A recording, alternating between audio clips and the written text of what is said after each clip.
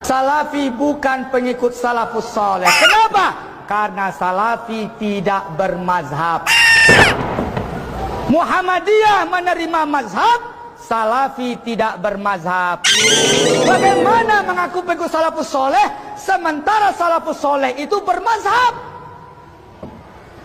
Kita langsung ke Quran, kita langsung ke hadis. Ente siapa? Anda memahami apa hukumnya mengikuti mazhab-mazhab? Boleh, mazhab-mazhab itu bagus ya.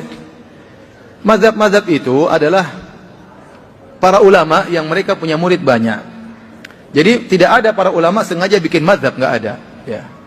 Kalau mereka menuduh kita tidak bermazhab, tidak benar. Sebagian ulama kita juga bermazhab, cuma mereka tidak menyuruh untuk apa?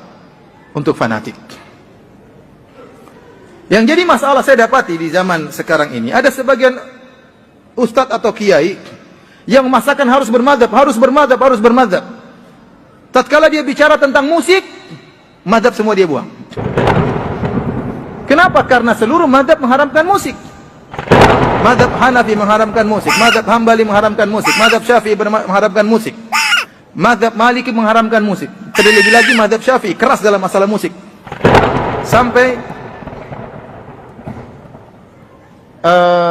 salah seorang ulama dari mazhab Syafi'iyah, Ibnu Hajar Al-Haytami, dalam kitabnya Az-Zawajir an Iktirafil Kabair, tentang peringatan terhadap dosa-dosa besar, dia memasukkan bermain alat musik termasuk dosa besar. Nah, orang ini tatkala bicara tentang mazhab, begitu masalah musik, dia buang seluruh mazhab. Selama ini dia bilang harus bermadzhab Syafi'i, harus bermadzhab Syafi'i, begitu masalah musik, mazhab nggak dipakai. Ya sama saja.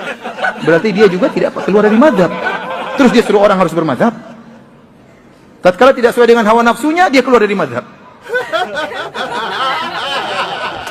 Antum baca mazhab Syafi'i, semua mazhab Syafi'i mengatakan jenggot itu sunnah. Sudah bicara jenggot, ya sudah tidak pakai mazhab. Enggak usah jenggot, enggak apa-apa. Ya, gimana? Semuanya bilang sunnah. Semua mazhab bilang sunnah.